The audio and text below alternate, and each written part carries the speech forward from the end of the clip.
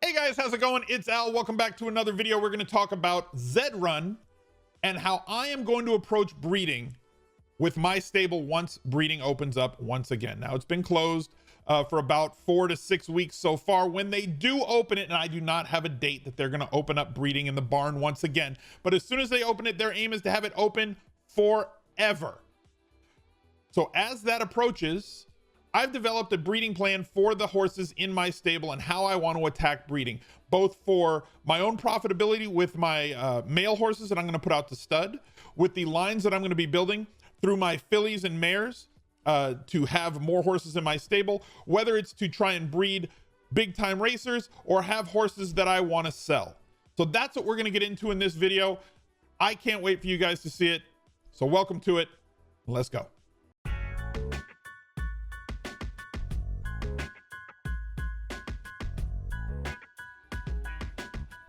So when it comes to breeding in Zed Run, you have a lot of things that you have to take into consideration. You have to take into consideration the bloodline of your horse, whether it is a Nakamoto, a Szabo, a Finney, or a Buterin. If you want to keep the bloodline clean, do you want to have different bloodlines bred into that horse? Do you want to keep the Z number at a certain level? Do you want to keep it extremely low by breeding a Z1 with a Z1 to produce a Z2? Do you want to breed it down a little bit so that it comes out with a lower class that it's going to be racing in? There's a lot that goes into it, as well as coat to coat breeding, things that we have to think about in terms of the color, because of the 26,000 and change horses that exist right now, don't fact check me here, but I believe that the number that I've been told by the community mods in the Discord server for Zed is that there's roughly 154 super coats, and the easiest path to producing a super coat with your horse's offspring is to breed 2 horses of the exact same color to produce a super rare coat. Now, what the percentage is going to be on that dice roll, we don't know. There are some people that pontificate that it is about 40% chance. There are other people that pontificate that it's a 1% chance. We don't have an answer, but that is one of the things that I've taken into consideration with breeding, is that I want to get super rare coat colors, and I want to get super rare coats. Those are 2 different things that sound very much alike. Trust me, it's just the verbiage and the way that Zed has gone about producing the stuff for us. So that's just what it is. So let me talk about one thing first. Like we talked about in that Breeding 101 video, where I took a deep dive into the lineage of a bunch of different horses that were champions on the site. And one of them is Pinkman. And we see his bloodline here. If you want to watch that entire video, there's going to be a card up top that you can click on and look at that video. It's a deeper dive into a lot of the bred horses, not Genesis racers, right? I don't care about the great racers that are Genesis level horses. I wanted to get into what it takes to breed these great horses. And when you have a horse like Pinkman, who is a stacked Nakamoto horse, meaning that every one of its parents have Nakamoto blood. He comes from Wall Street, Chase Jackson, who had Lovely Witch. As long as you breed 2 Nakamotos together, they maintain that Nakamoto blood. Bred with Billions, the horse with the 1-of-1 fortune color coat, one of the better class 1 racers, not the best class 1 racer in the world, but sold for like 125,000 USD about 6 to 8 weeks ago. So a very expensive horse that has placed or made money top 3 in 40% of its races, which is an absurd amount, which we're going to get into in a little bit. Has a lot of positive ROI numbers in its parentage, 160% with his great grandfather Wall Street, 48% with Billions, and 190% with Lovely Witch. So a lot of good racers, all of them Nakamoto, went into this horse. But there's also a losing horse, as you can see here. Mercury Rising, only a 0.96 win percentage, 11.9, which is okay, but not great. 33% ROI for him. And the Z4 legendary Kryptonaut, which is his father. So a lot of Nakamoto blood, a lot of Z1 blood, a lot of Z2 Genesis blood, with Wall Street and Billions being the Z1s, with Chase Jackson being a Z1, 2 Z2 Genesis horses. A lot of pure blood, purebred Genesis level horses that produced Pinkman, who was a Z7.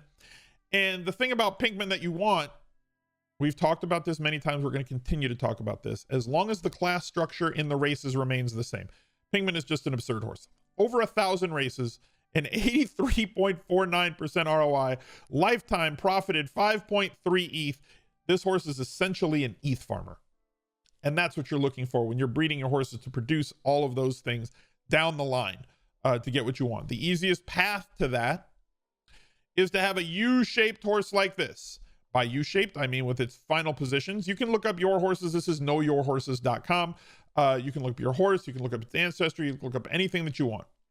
So we want these horses that have this U shape. You don't want an A shape where it peaks up here in the 5, 6, 7, 8 range. Rarely finishes first, rarely finishes last. You want a horse that's either going to Ricky Bobby itself, it's going to be in first, or it's going to be in last. Because what that does, when you combine that with its odds, Pinkman pulls great odds against basically any horse that you put him in a race with in any class. But because of that U shape, it holds him down into class 3. You can always race up in class. Pinkman is allowed to race in class 1 races, and those are the highest dollar races. We've seen $500 entry fees with a $6,000 prize pool, $1,000 entry fees with a $1,200 or $12,000 prize pool, and he still pulls, 7, 8 odds in those races. So a very good chance to take down the super big money up top on those types of races. So that's what we're trying to get done. On top of, at least for me, breeding that super coat horse. Now, where did I put that article? Breeding in coat color is something that we have to take into consideration. As you view these horses, here's one of my horses. This is Crushed Ice. He is a Z2 Nakamoto Genesis Colt. He is in chrome yellow. All right. So as we look at the color chart, it'll tell you what your horse's color is. The number next to the color, as you can see, aggressive azure here. We'll get into that in just a second. There are 1,000, or there will be 1,000 Z1 Genesis horses. Of those 1,000 Z1s, this is the breakdown of how many of each color exist, or how rare that color is. So 10 of them have Suave Mauve, Fiery Rose. There are 10 of them that have Chrome Yellow. It's in this classic. There's different classes of horses that are supposed to have specific traits, which I don't know if they're turned on yet or not. There are different factors that have not been turned on, like fatigue, like gait, like time of day, like hardness of track, if it's muddy, if it's a hard track, location. So right now it's just going off of every track is hard, every day is sunny, and time does not matter. So as those factors, and there's no fatigue. So as those factors are turned on, it's going to greatly change the odds of your horse. So right now you just know who the good horses are on those tracks. But the colors are something that can change not the performance of the horse, but the resale value of the horse. So if I get a chrome yellow horse to breed with Crushed Ice, and he's going to show you his little horsey butt there, I have an increased chance of breeding a same color horse as based on the math further down in this article that's on Medium. I'll link it down in the comments or in the thing down below. If you have a same color male, same color female, that gives you a 40% chance of identical coat color as parents, 25% chance identical coat color box as parents, and then all these other breakdowns. Everything is kind of a Dungeons and Dragons dice roll. Never played Dungeons and Dragons, but many people have. You kind of know what I mean. It's those crazy 100-side die, 40-sided die, 16-sided die. You have all those different types of chances when you break down the breeding and how you go about it. So my Z1 horse, Generous Dream, is a Z1 Genesis Nakamoto. As you can see, he's quite meh. He's just okay. He's not great. He's not thrilling. He's in fantasy football, we say he's just a guy. But he's a Z1 Genesis just a guy. He's an A-shaped horse. He has not pulled great odds over his lifetime, mid-teens odds. So like he's not somebody that I race, but he is 100% still a breeder. So taking a look at my stable, if I pull him up here, we're going to use him and his 7 covers to try and make some lines with this horse. And we look at the kids that this horse has produced already in the first breeding. He's produced some horses that can run a little bit. Wendy Clear with a 15% win rate, 11, almost 12% win rate for Must Be the Money. and a couple of other horses that have been okay racers. Feel the Thunder with about a 10% win rate. So we know that while this horse is not a race horse, not a horse I'm just going to run out there in class 1 and class 2, it is a horse that can produce good racers in its first line and hopefully its grandchildren as well. I also have this one that I just showed you before, Crushed Ice, who is a Z2 Nakamoto. So I have those two males. As my breeding pattern goes, you can see Generous Dream up here. I have Crushed Ice right here, Z2 male, Z2 Genesis, Z1 Genesis. I have Just Like That, who is another horse that's just a girl, not a good racer, but a Z2 Genesis female. I'm going to take this one and breed it with Generous Dream and once with Crushed Ice to make a Z3 Legendary and a Z4 Legendary and build out this line. I'm going to do that also with Get Off My Cloud, also a Z2 Legendary, which is going to produce exclusive level horses with a Genesis on both of these. That's going to give me those extra lines that I have to deal with. And hopefully, as I get down to the grandparent level, as you saw with Pinkman here, it may not produce a winner at this line of the family tree, but I'm going to be building further than that line right here. I've only mapped out this first one because I don't know if I'm going to have colts or if I'm going to have fillies. But if I have females, I will breed 2 more children below that. You can't inbreed at the first level, but you can at the second. So I will continue to put more Z1 and Z2 Genesis blood into those horses as we work down the line. To get grandchildren and great-grandchildren. And hopefully in those, I can find myself a champion racer.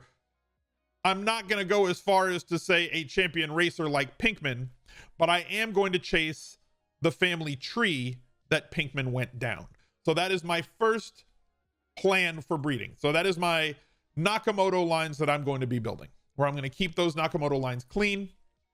I'm going to try and get down to the Z7 to Z10 range with Nakamoto blood to race in class 5, class 4 to see if I can find champions. And I'll sell off some of the rest because I don't need 75 or 100 horses in my stable. So that's another way for me to try and fund this effort, right? This breeding effort to come up with a champion horse by selling off some of the offspring as unnamed foals on OpenSea, as well as having some covers left over for Generous Dream or Crushed Ice that I can sell. I'm going to leave them all up there. All of my colts will be up on the breeding market for 7 days.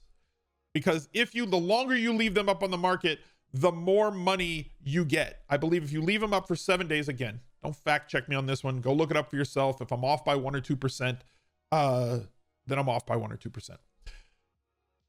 But realistically speaking, if I have 3 or 4 covers left on a horse, meaning that's how many times people can buy the breed from that horse. If they have a filly, they can choose to breed with this horse that's up there, whether they're chasing super coats or whatever else, whether they like the color, whether they just want a horse that's a Genesis Z1 or Z2 to keep their Z number low while getting Nakamoto blood into their horse's bloodlines. You get 54% back of the cover. So if you put it up, I'm just using this as a round number, but if I put Generous Dream up for 1 Ethereum, to breed with him costs 1 Ethereum, I would get 54%. I would get 0.54 ETH anytime somebody buys a cover to try and breed with Generous Dream. Moving down the line to some of my other horses, you can see that I don't have all Z1s and Z2s in my stable. But I do have a lot of horses that I want to create lines off of that are a little bit further down. These two right here, Prayer for Relief and Dubai Mission, that you see right by my face right here. Dubai Mission, I'm chasing super coats here. I'm also chasing racers. I purchased these two, Prayer for Relief and Dubai Mission, because I really think that the Midnight Black coat is just looks super cool. I think it just looks really, it stands out. They look great on the track. So I'm going to try and make more Midnight Black little babies. These two horses, if you were to look them up on knowyourhorses.com, they're fine. They're not thrilling, right? They don't pull like 6 odds. They've only run a few races, 7 and 9. He's got a 14% win in 7 races. It's not sustainable or whatever. You get like, 9 to 14 odds. But we're going to try and chase super coats with this one. We're going to try and get more Midnight Black horses. We're going to try and get Midnight Black super coat horses off of them. And I know that somebody in chat, I think somebody in chat just asked this. No, it was something else. We'll get into that question a little bit. But my point with these horses here is that I want those super coats, and I want to breed those Z10s that are going to come in as class 5 racers. And then if they are good enough in class 5, they'll move up to class 4 to see if they can hold their own. The horse that most people, Old Guard is another one of my Z2, is a legendary horse that we're going to try and build lines off of him. Again, to keep those lines down and somewhat pure with Nakamoto blood. My 2 horses that are the best racing horses. Eyes Wide Open, if you've watched the Road to Glory series, you know that Eyes Wide Open is one of my best racers, 43% ROI, almost a 20% win rate, has that aggressive azure coat. I'm going to talk to you a second about what I'm going to do with that horse. My other great racer, my good racehorse, profitable horse, is my favorite thing. 16% win rate over 223 races, pulls odds that are sub 10 at most distances, especially with more baby horses on the track. His odds just get better. Same thing for Eyes Wide Open as we look at her odds by distance. Overall, they're this, but if you look at since the drop, her odds are way low, which is super great and profitable because she's like a Ricky Bobby horse should do, finishes first or last, keeping her class down in class 4, where she can just continue to farm Ethereum for me. So my favorite thing is that chrome yellow horse. So for me, having Crushed Ice as a chrome yellow allows me to create a Z10 legendary Buterin horse with Nakamoto blood that has a chance at a super coat, whatever, somewhere between 1% and 40%, at getting me that super coat. And as you can see, I plan to breed Crushed Ice 2 times with my favorite thing, creating 2 legendary Z10s, and then we'll see what we do beyond that breeding level. Eyes Wide Open, I have not decided, because Eyes Wide Open has a ridiculous coat. I mentioned that aggressive azure, that's what she is. She has that super rare Neptune coat of aggressive azure. I don't know what I want to breed her with, whether I want to breed her with a Nakamoto horse and pay, because those are going to cost more money. But I do know that I want to chase a super coat with her because you get those double dice rolls. So if you breed same color with same color, right? Like I talked about with Chrome Yellow, as you can see down here. Chrome Yellow with Chrome Yellow, I have a 40% chance of getting the exact same color horse, so I will get another Chrome Yellow horse. But I also have a 25% chance of getting another color in the same color box. And then I have another chance of getting the boxes around it. This only is touched by 3 boxes. One of them is Honeydew, so another super rare coat. The others are rare coats. So if I breed with another aggressive azure horse, here's what the breakdowns are in this article from the percent chances. Same color, same exact color. I have a 40% chance of identical coat color as parents. So that would be aggressive azure.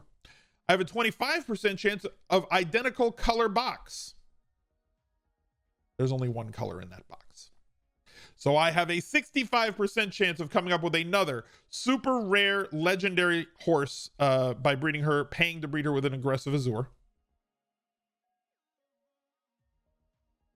I have a 15% chance of an adjacent color box as the parents. There's only, one of those, and it's Honeydew, right? And a 15% chance of a less rare color coat in the same group. So those 2 boxes below. 4% chance of any coat color below, that's pretty rare, and a coat color in the same group above. There is none of that. So they're going to have to figure out that dice roll. So to me, that aggressive azure breeding that I'm going to look for with Eyes Wide Open is something that I think could produce, if not profitable racing babies with that line, could produce extremely profitable offspring from a coat color standpoint, and a super rare coat standpoint, and a super coat standpoint. As for the rest of the stable, I've got Redline and Got You Good, which were the first 2 horses that we started with on the Road to Glory. I'm going to breed them and breed grandkids from them, and we're going to do some giveaways. So if you don't have a horse currently, this is the line that's going to produce some giveaway horses for us. Halfway Crook might produce some giveaway horses for us as well. Same with Serpent Stance. We're going to get exclusive horses from here. What More Can I Say has a good dad. I'm interested to see what More Can I Say can do in terms of producing maybe the grandchildren, right? Because there is a possibility, as we've seen with multiple horses, and I don't have any pulled up right now. Again, go watch that Breeding 101 video that I did where we really took a deep dive into those expansive lines of winning horses. Sometimes the children don't get the genes and it skips a generation. So if you stick to the lines that you're building and you have a good horse with a good horse, the children of that horse may not produce a winner, but the grandchildren can. So don't give up on your lines. Don't give up on your horses, even if they're not great racers. But do have some care with the way that you're going to be, entering breeding. It does pay off. I believe it will pay off to not just randomly breed your horses with anything that you see, just to produce babies. If you put a little bit of thought into it, you give yourself a better chance at those dice rolls, which is going to produce the high dollar resale market babies and possibly produce yourself a big time winning racing champion. I wish you the best of luck. Look out for another video right there. He's a legend.